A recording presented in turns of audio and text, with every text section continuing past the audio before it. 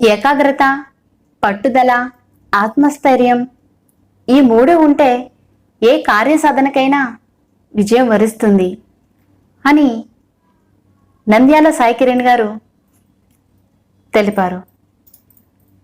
ఊరంతా మన లక్ష్మి కొడుకు కలెక్టర్ అయ్యాడంట. వెలుచాల ఊరిలో ఎవరి నోట విన్నా ఇదే మాట. కరీంనగర్కి 12 కిలోమీటర్ల దూరంలో ఉంది ఆ పల్లెటూరు.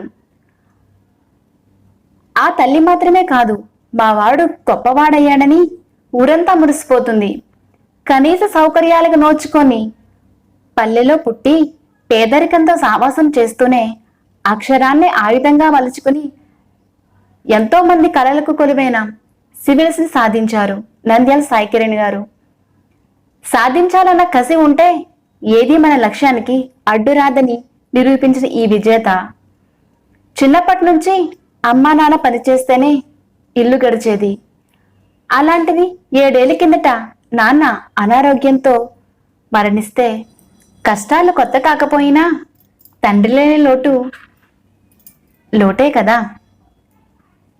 అప్పుడు దుఃఖాన్ని దిగమింగుకుంటూనే తల్లి ధైర్యం చెబుతూ మా కోసం ఎంతో కష్టపడి బీడీ కార్మికురాలైన మా అమ్మ ఎందుకో తెలియదు కానీ ఆమెకు మొదటి నుంచి నాపై అక్కపై విపరీతమైన నమ్మకం, ఎప్పటికైనా మేము గొప్ప స్థాయికి ఎదుగుతామనేది అని సాయి కుమార్ గారు తెలియజేశారు.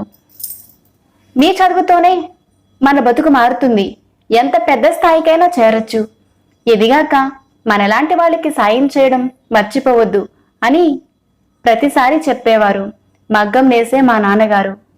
మంచి ఉద్యోగం సాధిస్తేనే ఈ దుస్థితి మారుతుందని అప్పుడే అర్థమైంది. ఆ ప్రేరణతోనే పుస్తకాలు అందుకున్నాను, మనసు పెట్టి చదివాను. 10వ తరగతిలో టాపర్గా నిలవడంతో ఇంటర్లో ఫీజు రాయితీ వచ్చింది. అది నా నమ్మకానికి పునాదిలా మారింది. ఈసారి మరింత కష్టపడితే 98% మార్కులు వచ్చాయి. ఉపకార వేతనంతో వరంగల్ ఎన్ఐటిలో సీటు సాధించారు. అయినా కొద్ది మొత్తంలో ఫీజులు ఖర్చులు భరించే స్తోమత కన్నవాళ్ళకి లేదు. విద్యారణం తీసుకుని చదువుకున్నారు. ఈ సమయంలోనే నాన్న కన్నుమూశారు. కుటుంబ భారమంతా అమ్మపైనే పడింది. మాకు అన్ని రకాలుగా అండగా ఉంటూ కష్టపడేదామా. కొన్నాళ్ళకి అక్క స్రవంతికి ఏఈగా ఉద్యోగం వచ్చింది. బీటెక్ ఆఖరి ఏడాదిలో ప్రాంగణ నియామకానికి ఎంపికయ్యారు. మా ఇక్కట్లు తీరాయి. నేను ఉద్యోగంలో చేరే నాటికి నా వయసు 21 ఏళ్ళు. కాలం గడిచిన కొద్దీ నాలో పరిణితి రాసాగింది. చిన్నప్పుడు ఎక్కడైనా గతుకుల రోడ్లను చూసినప్పుడు నాకే గనుక అధికారం ఉంటే మంచి రోడ్లు వేయించేవాడని అనుకునేవాడిని. పాడుబడ్డ స్కూల్ చూసినా, వైద్య సౌకర్యాలు లేని ఆసుపత్రికి వెళ్ళినా మనసు బాధపడేది.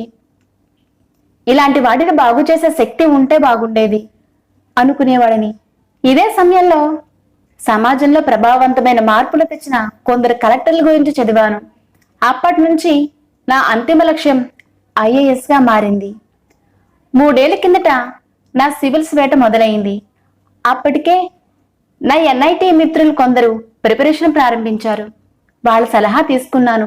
పాత ప్రశ్న పత్రాలు చూడటం, గత విజేతల అనుభవాల్ని తెలుసుకోవడం, వాళ్ళ బ్లాగ్స్ ఫాలో అవ్వడం చేశాను. 2 నెలలు ఇదే చేశాను. ప్రిపరేషన్ కోసం నా సీనియర్ హార్డ్వేర్ ఇంజనీర్ జాబ్ వదిలేసి అంత రిస్క్ తీసుకోలేదు. ఉద్యోగం ఉంటే నాకు సమయం తక్కువగా ఉంటుంది. ఆ కొద్ది సమయాన్ని ఎలాగైనా సద్వినియోగం చేసుకోవాలని కసి ఉంటుంది. పక్కా ప్రణాళికత ప్రకారం వెళ్ళొచ్చు అనిపించింది.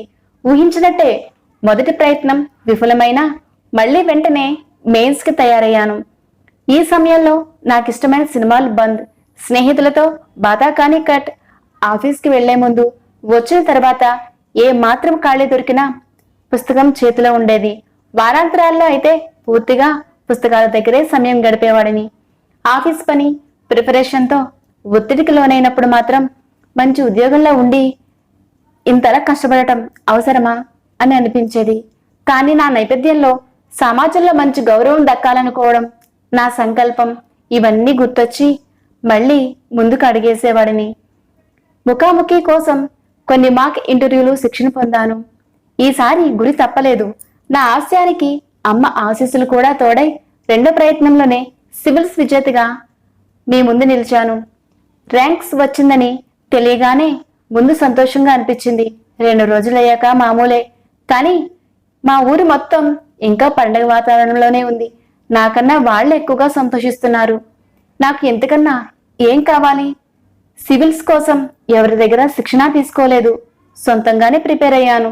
100 నుంచి 200 లోపు ర్యాంక్ వస్తుందనుకున్నాను. కానీ 27వ స్థానం ఊహించనే లేదు నేను. ఏకాగ్రత, పట్టుదల, ఆత్మస్థైర్యం, ఈ 3 ఏ కార్యసాధనకైనా విజయ సూత్రాలు. మా కుటుంబంలో అక్క నేనే మొదటి తరం పట్టభద్రులం. ఆలోచన ఎంత గొప్పదైనా ఆచరణ సరిగ్గా లేనప్పుడు ఫలితం దక్కదు. గొప్ప ఆలోచనను చిన్న చిన్న లక్ష్యాలుగా విభజించుకుంటూ ముందుకెళ్ళాలి. ఇదండి ఈరోజు మన కలెక్టర్ సాయి కిరణ్ గారి చరిత్ర.